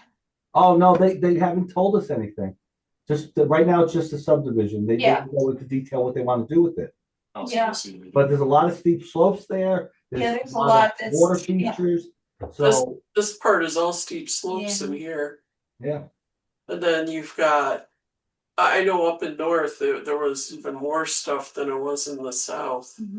But yeah, there's wetlands and floodplains, deep emergent marsh. So what they wanna do is make 2 lots on the south They side, have but to they, do it. okay, so. That's where the problem comes in with Yeah. that little, variance where they need because they don't have enough road frontage. Right. Right. But the other one is fine. If the 2 lots. Yeah, the other lot's too long compared to its width, so they have to get a waiver from the planning board for both of those. And then, they need the variance for the lot width being at the road on the, western one, only being 67 feet wide. That little pipe. Yeah. Right. It's tricky, but it doesn't have to be tricky. It's just one of those things. So The northern one can't be separated out completely No, from the bottom ones. no. the northern one is, So show us the subdivision map one more time, please, Kim. So there we go. And why can't it be subdivided off? Is it utilized for the totals or? so this is being taken off? Yes, no? The north section? The north is being purchased, Mm-hmm. the middle, That map actually shows you what happened after the lot line adjustment. That piece in the middle there. This is the the new. middle is yeah, That's the new way it is. Oh, okay, so that's. the new- right. That's a separate number. And 3 lots that have all the topo and stuff on, that's the 3 lots. And those are all the same. With Property length, map and number. just the configuration of them, we had to do it this way. So, in looking at this one, with all the steep slopes Yeah. and streams and, because I think there's another stream, isn't there? Oh, yeah. I mean, there's no house built on either of those either, right? Unless it's, they can't be. I'm gonna say we're gonna be not nice people to deal with if people try and build a house on there. Yeah, Nope. we're fine if it's left natural, Yeah, that's what we like. Mhm. because I mean, subdivision is the first step to building a house. Was, the neighbors just couldn't, the people that are in the front there just don't buy the whole thing and take care of that problem. Maybe they'll buy an extra piece, who knows? Well, they're buying the middle section. Got well, the middle is already, This is all part of the plan to Yeah. price down. Yeah. Yeah, no, that's strange. But these were going at the same time, unbeknownst to each other. though. Yes. So I mean, that's the crux of it, right? yeah, because a plan went in and then we submitted ours and then the town is like, well, you can't do that because, Neighbors don't talk, huh? I guess not. So what are we You're being not asked? dealing with the owner, you're dealing with the Subdivision buyer, and variance. you know. This Yeah. I mean, looking at it, it ticks like almost every NRI box you got. Well, we're looking at it in environmental aspects of things, right? Which is, that's a lot of stuff to, Stuff to protect, yeah. a lot of Correct. stuff to Yeah. protect, right? Mhm. Yeah, Kim, I'm sorry, I'm going to have to jump off. I have to go Okay. collect two great grandsons right now, so. Nope, that's okay. I just wanted to touch base. You Oh, going to the school to do the recycling. yes, I need to talk to you about it with firm dates and times in mind Okay. and tell you what I have in mind. Okay. Could I call you tomorrow? I'm not gonna be in town tomorrow, Oh, but okay. over the weekend would be fine. Okay, well, why don't you call me? You Okay. have my number and we'll talk. Thank you. Okay. Sorry. Nope, that's okay. Thanks, Edith. Okay, bye. Bye-bye. Have a good holiday. Thank you. I'll have to leave you guys too, so. Nope, that's, So I guess the last bit, like, if there is any development, we'll see it again, right? Yeah. You would, Yeah. yeah. but we hope it But there doesn't should, get there. we're hoping. You're it will hoping it then. doesn't become a subdivided We say that, parcel. you know. Cause I don't know where they would Kick put a it back to house the on that. town to figure it out, like how you resolve that issue before it comes to us, or you don't. So they were talking about this at the ag committee. That the subdivision really is like the place to stop some of it, and it's like, well, It's not easy, no. It's a tough, I mean, it's just a line on a map to us, but it's always the first step to a house. Mhm. Right. Yeah, that's what when I saw it, I'm like, well, they want that little variance so they could get a driveway in there to put a house in there. And then when you look at the steep slopes, it's all red in Right. that left piece. Yeah, so it's necessarily not clear where construction could take place, And then you've and got, abiding by our. Yeah, you just think the neighbors, the people, the Neubauers would just buy it all and take care of the problem, but I don't know, they don't know. so. I don't know, it doesn't make me happy. well, there's no development proposed. in the No, subdivision. but But if that was ever, then we could, you know, really scrutinize it, I would suppose. More than But that, for now, Just set a it's just precedent. dividing it up. doing this, I mean, this happened before, I'm guessing. or- I've never seen anything like this one before, but I mean, this would be a great land trust property. Yeah. Well, the hunting. Yeah, the especially north that section, north that's section. Better. Yeah. But. if we that's all right. oftentimes don't know that until it's too late, Right. Right, right? and who knows what the price is too, it might. So you guys are having fun with this project. It didn't, it didn't turn out like we thought would, but Should have been. sometimes it happens that way. But All right, folks. well, you have a good holiday. Yeah. Yeah. We're almost out of here. Trickling out, I gotta get. I did about 7, I'm gonna be Okay. having somebody hungry in my house.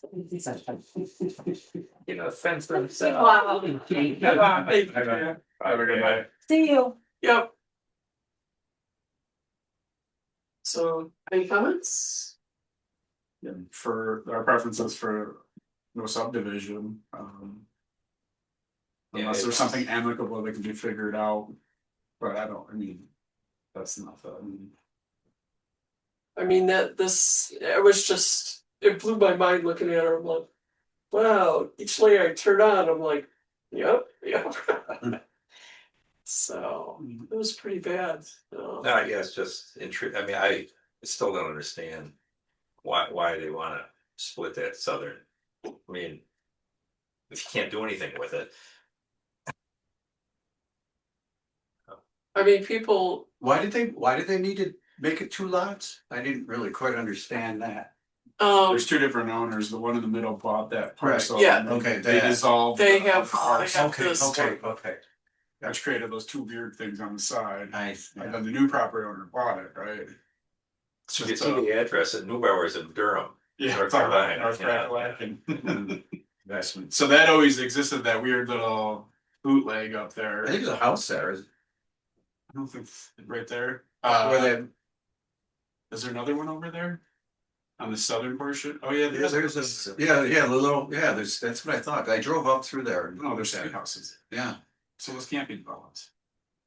So Well, this already has a house. Yeah, so That's its own little piece. and they now have. And then this How one, are those the same was person? back. Makes no sense. So the new owner bought the houses and those on that one, right? Because that one is part of. Well, must be it was all one parcel at one time and then Grimble Road bisected it.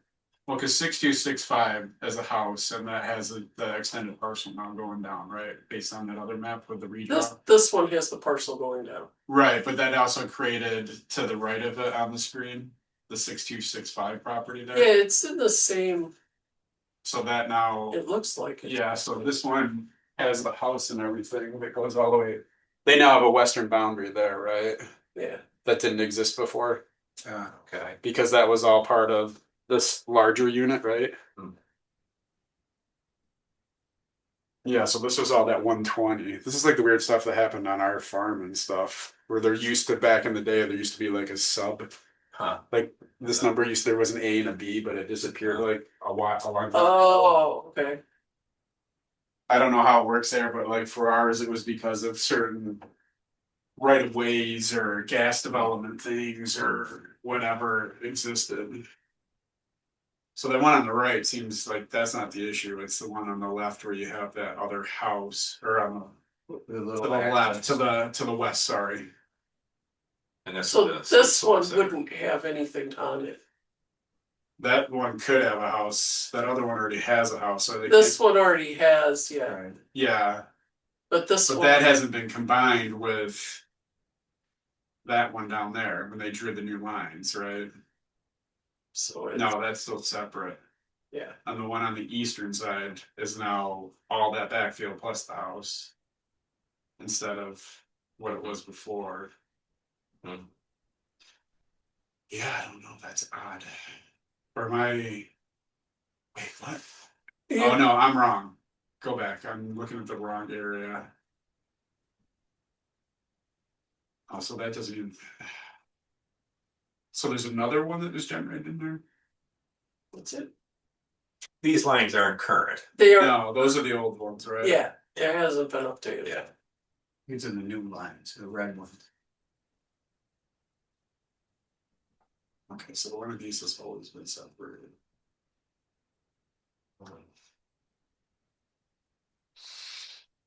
So it's just that one there, but it's still associated with the northern. So Mike, this just got like split when these people bought that whole center little thing, right? Well, when they bought the strip in the middle there, Yeah. you get now you've got, instead of it being what Anthony didn't know, ahead of time, that lot line adjustment was being done. I don't know why they didn't tell him that. I mean, he's working for the same people, so. But now he's got 3 lots and 2 are out of code, so. I don't know. It's just, it got messed up real quick. I don't understand why they're even I mean, it's obvious why they're subdividing it. He wants 2 more houses built.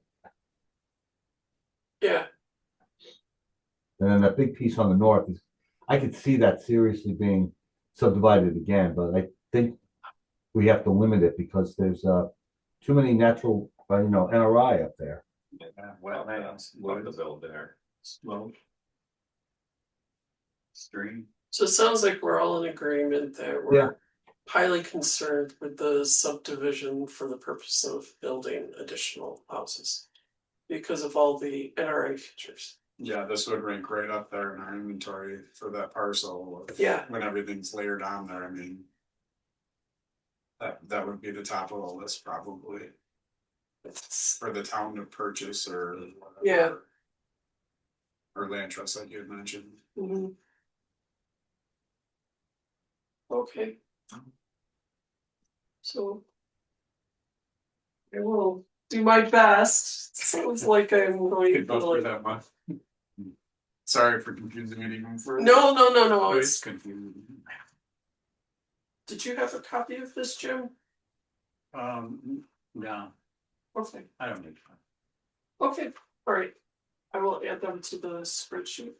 Justin, did you have any training things? No, I got the last 2 weeks I needed it in an extra hour or something. I think I had some carryover from last year. Okay, I didn't know that was a thing. Does it, should they carry over? if you have extra, yeah, You're you good. could, you can. Cause you need how many once you're, like next year, how many will I need to swallow for? Good. So, well, I don't mind going to this, actually, I find. Actually, yeah, A lot of- I like the stormwater one, that was Yeah. interesting.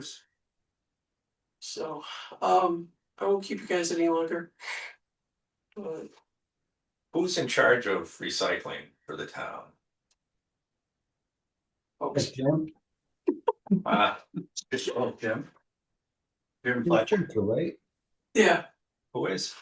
Jim would be, I thought it was something just, it's like, it's the collateral duty, but they were, yeah. there used to be, was it Yeah, Caitlin? Caitlin, I think, headed up. I don't remember her last name. Yeah, She works for the county now, okay, so yeah, there's nobody specifically here. Todd. for that. Todd. It all goes in one bit. no, I was gonna do another article on plastic recycling. I mean, I struggle, plastic, Yeah. throw in the trash. I mean, it's awful, but in fact, your chances of it not ending up in Ghana burning is pretty small. Well, they basically say, right now, plastics, the best place for them is in the landfill. Yeah. Because it's a stable, they're covered, yet they're out of sight, out of mind, and then we need to go after the source. And, deal with it that way. It's painful to, Yeah, we've been taught to recycle. There's some stuff, it's just like almost impossible to try and get in glass or paper Well, or, we've been hoodwinked and. yeah. But 30 years ago, or 40 years ago, or. I remember back in the old day. days. Put your peanut butter in a glass jar. What you can do is reach out to Courtney, Okay, Courtney Enten. nice. Send me an email. People are gonna wanna learn to recycle again before 2028, so. Cause you wanna save every pound, cause that's gonna cost you. Yeah, well, that was a question I have is, what happens if there's, after that landfill? That's kind of a void right now, which is kind of funny. Yeah, but we Had a need big to- push years I know, ago. but I don't wanna pay double for No, my, everybody took the money from Yeah, Stella and put Yeah. it into like learning and educating people. well, that should have been a setup, there should have been money set aside for future. Well, that's where our food waste recycling program came from, is Yeah. from that Yeah. to help reduce the amount going in Ah. there. But I think there's someone still working on it. We haven't seen it in a while, but whether it's pay per pound like Shortsville does or Manchester Oh, interesting. Yeah, I know they were. or you buy bags Yeah. or those are the two choices Yeah. basically they're gonna Well, buy. it's incentive decrease or people go on, it's down your road and. Oh, that's what it is. We're gonna open up our old site on Dual Road again. I was gonna say Dugway, I could show you some places up there where there's a lot of Wow. Our old property on Drew used to be the town site where they push it. Oh, yeah, yeah, I into the remember that. gully. Yeah, we saw we get into the gully there. We'd always go hiking there and you'd see the stuff coming out of the hillside. Yeah, there's orange. It's still doing that. All the And yeah, when I first moved out there, that's where I used to take my garbage. Yeah. Was, Yeah, there used to be our farm right part of Oh. the farm there. That's red building, that Mike bought one for a while. is that all one or was it? So that was Mike Hoff bought it from my grandfather. Many years ago. And that's on the other side. Yeah. Well, there must have been multiple small dumps. Oh, yeah. Around. Yes. That's her, you know. Yeah, I don't know who is. She's the secretary, Yeah, I the didn't know. person here, Oh, okay. and Where's your so. We're up on Shire, or sorry, yeah, Yeah, she's always just here. outside Shire. Right, Road. We don't farm anymore. Oh. We run out of our land. It's pretty quiet over here. I'm looking for somebody, I got like 15 acres of hay. I'd Reach like out to to get. her. Yeah, and, see, Travis Curious is doing it, Okay. but then he got rid of his cows, so. and I she talked to probably- Matt's son, Matt Koff, All right. he wasn't. Yeah, his brother and Mark, I know they both in the hay ground. That's where we run our land. Mark did a lot of work. Actually, he was like, I was like one of the first jobs that he did when he went into business for him. So we put a full barn and a sand ring from my. We had to. Just get an approval of the minutes. Yeah, Yeah, I was gonna ask you about that. Second. All in favor? Aye. And we can like go. Have a good one, Mike. Thanks, Mike. Thank you.